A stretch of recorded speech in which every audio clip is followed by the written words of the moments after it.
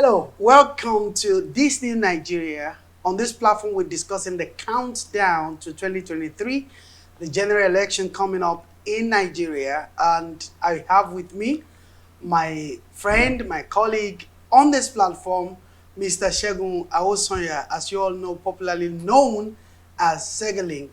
And today we're going to be discussing the subject of what should be the priority of the next Nigerian leaders or leader, president, governors, and every member of the different chambers that we have. Welcome again, sir.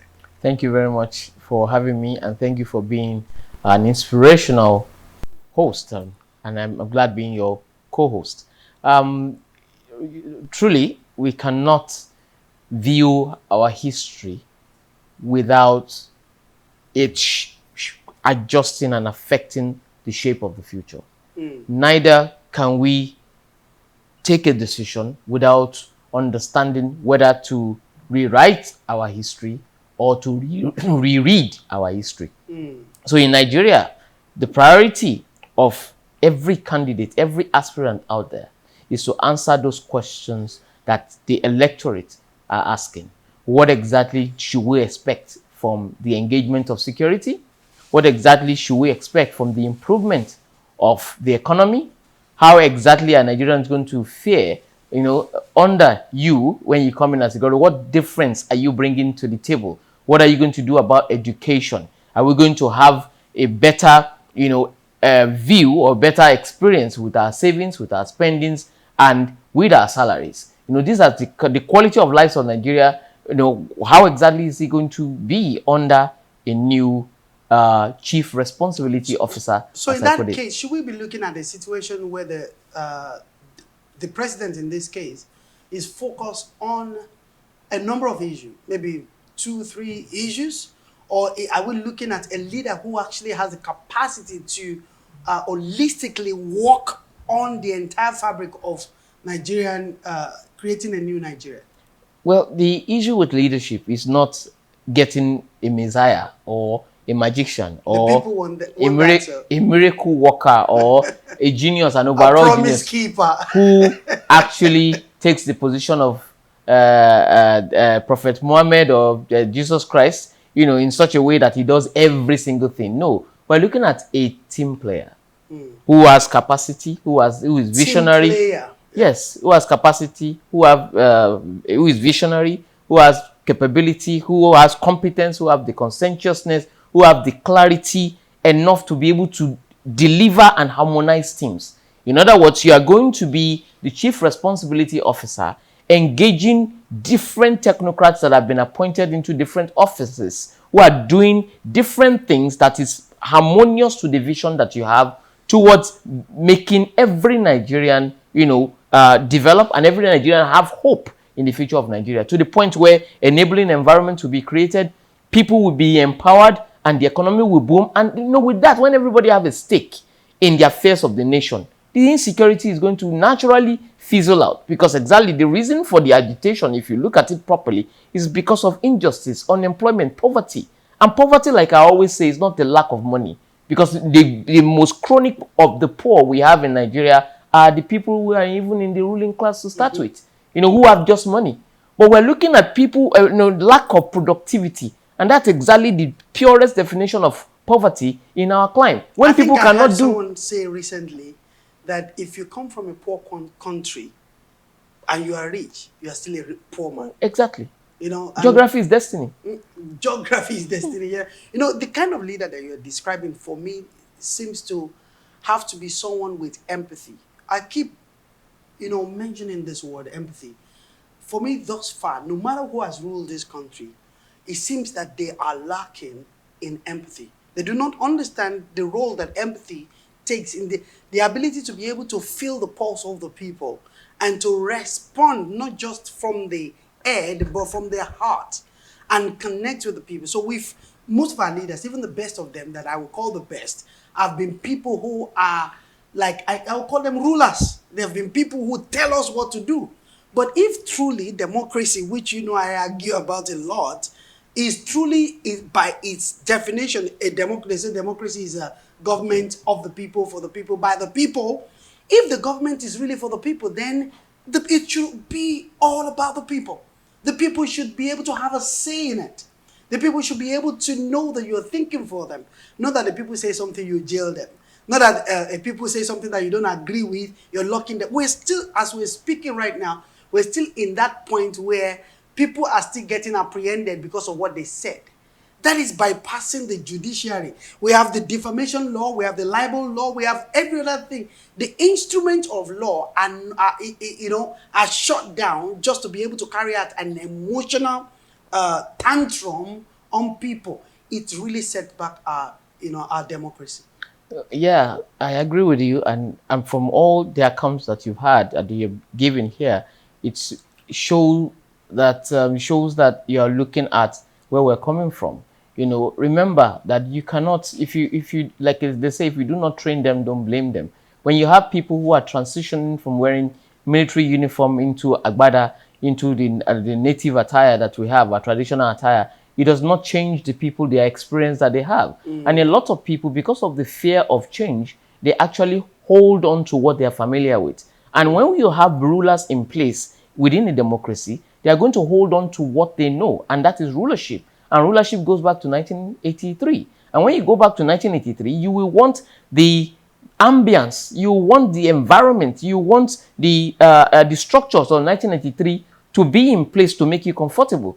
And you are going to shun everything that looks too new, too innovative, that is against what you are comfortable with. Which is why you hear people say things like, I'm surrounding myself with people that I trust. Government is different from, you are not creating a fiefdom. You are not creating a tyranny. You are not creating a junta. You are not creating, it's not a kingship.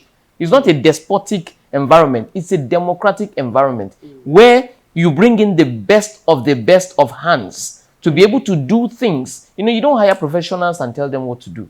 You bring them in to show you how things can be done in the spirit with which the people will be able to connect with your administration enough to get their prayers answered and to renew their hopes. I actually felt that would be a good thing. You see, at the beginning of this current administration, I noticed something happen.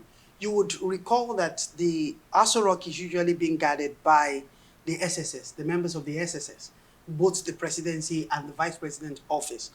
But I realized that there was a change, almost from the near beginning of this, where we have the SSS is still guarding one side and the military are on one side. And I felt maybe that was a good thing because the president will probably relate more with his own people and stuff like that. But from what you're saying, I think that it needs to be a detachment of and I know we're talking about the priority here, but maybe part of the priority is the president or whoever rules this country need to be detached from this feeling, like you've said, of the people I trust alone. If the people you trust are the military or the police or what have you, but the people that their own parastatals needs to be purified and is not purified, you bring a bunch of people with you that also may corrupt what you're doing. You may have a good intention, but if you're picking, I think the best thing is that we should have this system of selecting the best 11. But again, our producers will say to me that we need to stick with the subject of the priority. But for me, I'll go back to the issue of empathy, that our leaders really have to be the people that prioritizes connecting with the people. Which is why, sorry to cut you, which is why I kept on hammering on the fact that the election of 2023 is not going to be a walk in the park for people who are coming in.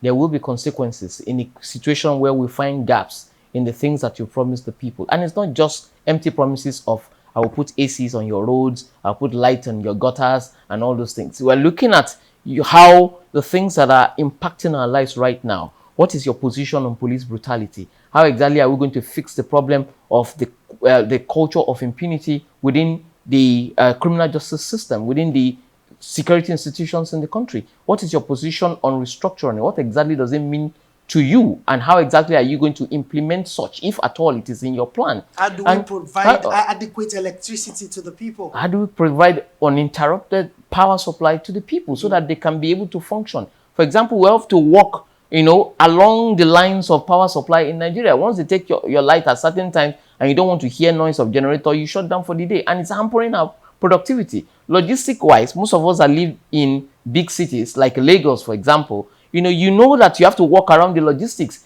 If you can't go to two places on a single day because of traffic.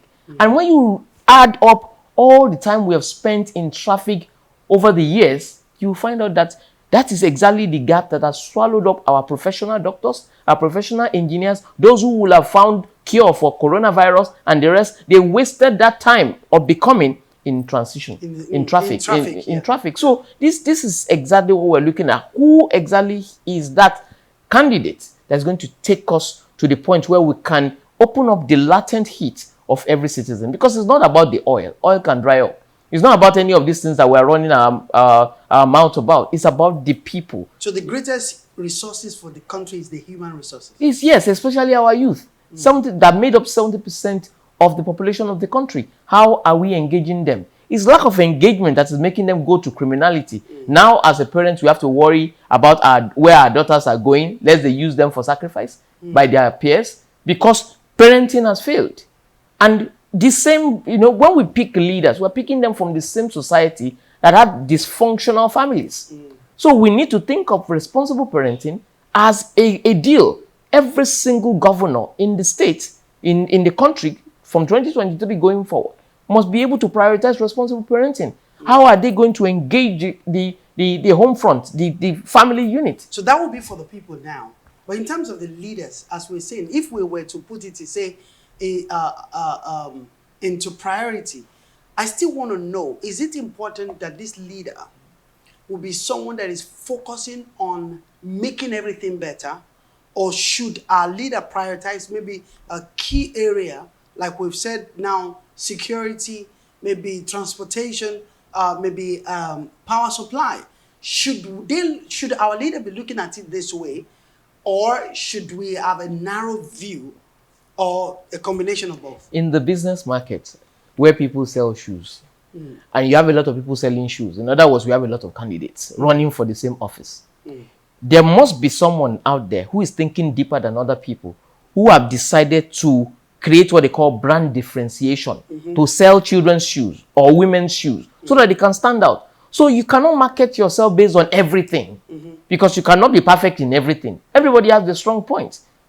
So especially those who have actually, established themselves, who have been in the system. Probably you're a Senate president before, you're a governor before, or you have some exposure or experience that people have, they can speak up before. So those kind of people already can say, this is what you know me for, and this is what I'm building on. That's a selling point. The problem with that is that a sector of the company will think that you focus on this, and you have not solved that problem. Whereas, it is being said that government is continuum, or it's a continuum.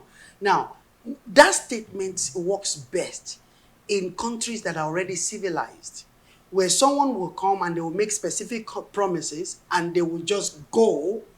I am of the opinion that the next Nigerian president should be someone that is astute enough, yes, has specific focus, but has the capacity to be able to look or set up systems and personnel, a great team that can look at every fiber of the Nigerian society, albeit economy, albeit tradition, religion, every aspect. Because to be honest, the country Nigeria, and that's why we have this name of this platform, this advocacy, this new Nigeria. This country needs an urgent surgical operation. That is why we're having all these secessionists and all these things that we're having, because every part of the body is bleeding. Well, the thing is, no government can do it all. And remember, we are not looking for messiahs. Yeah. We're not looking for magicians. We're not looking for mannequins that will be dressing in different attires that they don't wear normally just because they want to win votes. We're looking at people who are pragmatic enough to know that they are not alone in this journey. They are going to, you mentioned empathy. You are supposed to walk and connect with the people enough to tap from them, engage them, so that you can know where the shoe pinches and then know how to attend to those issues. I know Nigerians they are not asking for too much. Create an enabling environment for them. Give them power. They will make their own wealth. Open up different areas. The Southeast is there. That is our China. Open up the system there. Engage the people. You know, open up the economy. Open up the Create ports. enabling Create environment enabling environment for them. Make forex easy for them. You know, no restriction in banking. You can't transfer. Nigeria is the only country that I know, and I trade in many countries, where you can't even to send money between Your own Nigeria, account. your own account in Nigeria or to your account in Canada or whatever. Sometimes somebody is there's a friend of mine who actually newspaper started writing in this country. It's a popular name that he committed money laundering. But I know, you and I know him, that he can never do that. But for us, sometimes to pay your children's school fee, you transfer money from here, but you have to go through one bureau de change somewhere, pay one malam, who have to put in, and then they are probing somebody. It's just money laundering issue because our banking system, the president or the whatever are making silly policies that does not allow an average Nigerian to go into the bank and just buy money or do transactions. I think the solution will be that we expect from the candidates in order for prioritization, you know, is for them to commit to universal institutional reforms. We need about institutional reforms. Universal institutional reforms. Which covers banking reforms, which covers security reforms, police reforms, and the rest. And they must be committed to it so that there will be different committees saddled with this, inaugurated and saddled with monitoring system. A system that the people themselves can check. The people themselves can evaluate. The people themselves can monitor and raise alarm when they find something, you know, going wrong with it, if it's not meeting up to par. So these are ways in which government can do. Let me quickly throw this question to you in between this priority issue. Do you actually feel that in 2023, Nigeria can get it right in setting the priorities right? I think to answer that question, it is about personal and collective responsibility. We all have to be committed to the cause of Nigeria. We all have to know that we have no other country but this Nigeria, which is why we cannot allow voter apathy to impact our decision come 2023. We all must encourage our peers, the people we are connected to, at least 5 people that we know must be able to get PVC, must be able to register to vote, get their PVC, and register to vote, and ensure that they stand and protect their votes. I'm sure you're going to help me with that. I've never had a PVC in this country. Yes, you need to get it. You need to be around. You need to vote. You need to participate. Because if you don't participate, you cannot complain. I have my driver's license now in Nigeria for the first time. I'm glad about that. Yeah. But I want to get my PVC. I want to know how to get it. But yes, we'll talk about that. So it is important that we all participate in the system. We are all part of the system. Because we cannot continue to blame government. Government cannot do everything.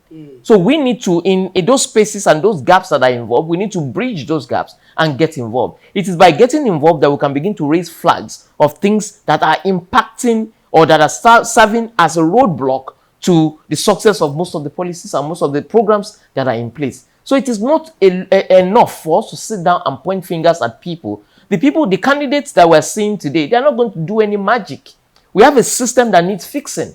And now there is a choice that they have to make, whether to use their tenure to fix the system or to just get the vote and do what other people have been doing with little tokenism. You know, maybe they just paint the walls of some streets or tar the roads on some place and we'll celebrate them for that little thing. And then we'll say they have done something, at least they at all, bad, as they will say in this part of the world. So we need to begin to, you know, raise the bar ourselves on the kind of things that we expect from our leaders. Because again, people don't do what you expect. They do what you inspect. Or if they know that the people are aware enough to hold them accountable, they're going to do right by the people. Like Lagos as a state has made a lot of headways. And one of the reasons is because Lagosians are a bit tough on their government. Also, people make a demand of the government.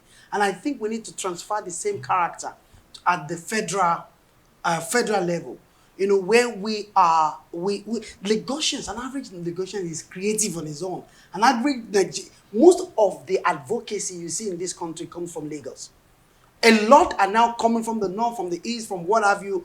But you realize that if we can have the same kind of movement that we have in Lagos, in every part of the country, not just to protest, but to advocate or to go through a process of advocacy and say, we don't want this way or we don't want that way. I was speaking somewhere a few days ago in this country and I said, look, I may not agree with certain individuals totally, But I look at the like of Omoyele Sowore, look at the like of Deji Adeyanju. If there's one thing that I will learn from those guys at all, is the fact that yes, they are not satisfied about a lot of things, they complain about a lot of things, but they go to court. They go through a process. You know, Deji will take a matter to through the judicial process. And when you look, they win some, they lose some, but no matter where we are, if all of us see government that way, I know that government is making this decision, this policy, this banking policy, I'm going to raise an advocacy towards it and spend a little bit of my own resources, not because I want to be ostentatious, but because I do believe that we will build this nation together. An average Nigerian can go out there and not just shout or abuse or demonize government, but to actually take things through the normal process. But I'll come back on this like this. If the next president of Nigeria spent 4 years or 8 years, please, to you, I haven't lived here more than I do, sir. What would be at the end of it, if there is one thing that that person fix, what could that one thing be? You know, the most important thing now is that people don't feel safe. People don't feel safe. You and I drove in the narrowest and the remotest route in the Europe. UK, you know, and we drove through that place without having a police stop us, without having Boko Haram on the road, without having our And lives at stake at any time of the day. We are being guided by the GPS, and then we drove through roads that doesn't even have lights, bush on the right, on the left, and we were safe. We were still alive till today. And we can still see bushmeat on the road. Yes, and we're seeing antelopes, or seeing people with bicycles in the dark, and we traveled for hours, you know, and we felt safe. We know that no harm can befall us. But can people in Nigeria do that on their own streets? So these are the issues. People want to feel safe. Number two, people want the economy tweaked to the point where at least poverty can be impacted enough to be reduced, to be ameliorated. So these are the things, those are the critical things. I would say, though, that both of those two things are almost not possible or near impossible without fixing the power sector, electricity.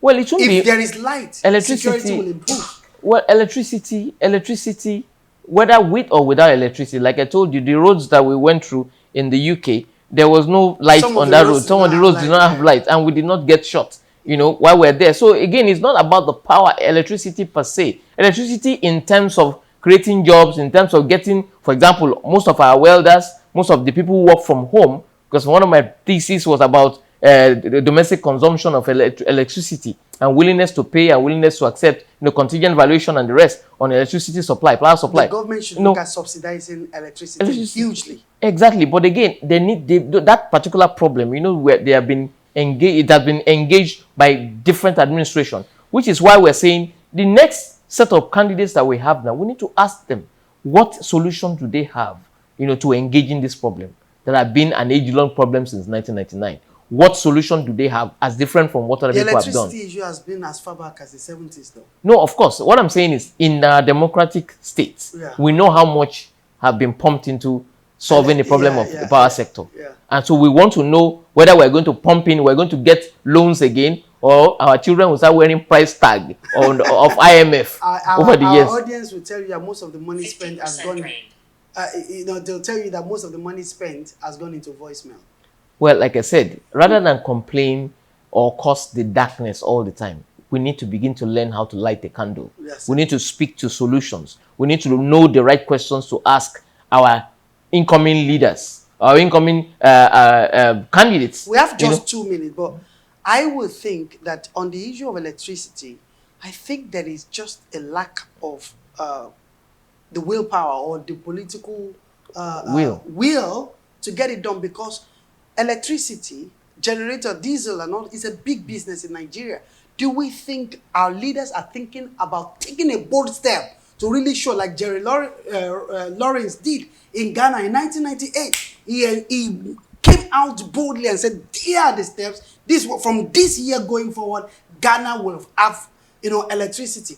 Do we think we have leaders right now aspiring to be, who can be bold like that? We have to be very fair when we're doing a comparison. Rawlings, when he made those bold decisions, wasn't a civilian rule. No, when it became democratic, actually. Of course, like I said, democratic, it became democratic. He made those things, but of course, he is speaking from the perspective of somebody who removed the uniform and came in as, Yeah. we are not, I don't think we're going to have any other He person was ready to do anything. who is transiting from military to civilian rule now. So it's not about a strong man. Now we're speaking about somebody who is a team player, who will play by the rules, the rule of law, not somebody who will go above the rule of law and say national security is above the rule of law, which opens another room for abuse. So we're looking at somebody who will go through the democratic process, who will obey the right, the rule of law, who will obey the right of the citizen in terms of the human rights and all, and who will also use democratic means to guide his team towards delivering the yearnings of the people. It's been brilliant again today. I know that our time is gone, and we'll do let our audience know that all we are doing and we are hoping and we are praying for is that our country will be able to get it right. Come 2023, maybe not perfectly right, but we'll at least do something right. I'll give Mr. Awosonya to still help me to say, imagine that you or me or ABC from APC and PDP are the president at the end of their 4 years or 8 years. What is one thing that at least they should focus on resolving? And I know you mentioned security before. I just wanted to make it clear to our audience. Well, I believe that the prayers of Nigerians, we have a common ground when it comes to matters of security, matters relating to the economy, matters relating to we, the citizen, having that sense of that self-actualization in being part of something bigger than us in our own country. We want to be able to go to other countries and be respected because of where we came from. So because of that, we're looking at a leader who has capacity, who is competent enough to be a Nigerian leader that will bring respite and that will bring healing to each and every Nigerian. We know that no Nigerian is more Nigerian than any Nigerian.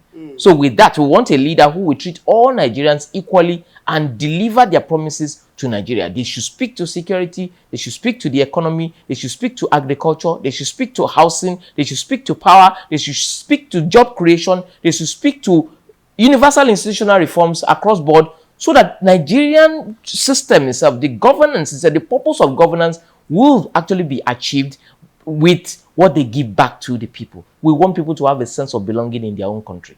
Thank you very much. Thank you very much. By that universal reform, we're talking about Nigeria even being at par with the rest of the world. The sustainable goal, the UN sustainable goals is a guide towards that. And one of the differences in that is that if an average income in Nigeria, minimum wage in Nigeria is $73, and minimum wage in US is probably maybe $2,000. Look at that gap in between that. How do you expect an average Nigerian to function or with the rest of their international compatriots? So we need to look at these things. For me personally, I think the next Nigerian president should be judged in their ability, either in 4 years or 8 years, to ensure that there is permanent electricity in Nigeria. And like Mrs. Sega said, improving on the economy and every other fiber of the country. Thank you for joining us today. Please click on the subscribe button and share this video with your friends and family. We'll bring you more episodes. It is working.